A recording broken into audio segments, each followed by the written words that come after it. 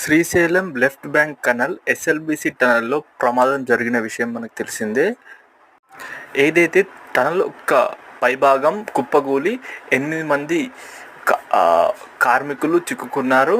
అందులో ఒక్కరు మాత్రం ఇప్పటివరకు బయటకు తీశారు. రెస్క్యూ ఆపరేషన్ 24 గంటలు ఒక సహాయ చర్యలైతే ఇప్పటివరకు కంటిన్యూ చేస్తూనే ఉంది. దీనిపై ఈరోజు తెలంగాణ సీఎం మరియు ఇరిగేషన్ మినిస్టర్ ఉత్తమ్ కుమార్ రెడ్డి ఆధ్వర్యంలో రెస్క్యూ బృందాలతో సీఎం రేవంత్ రెడ్డి సమీక్ష నిర్వహించారు.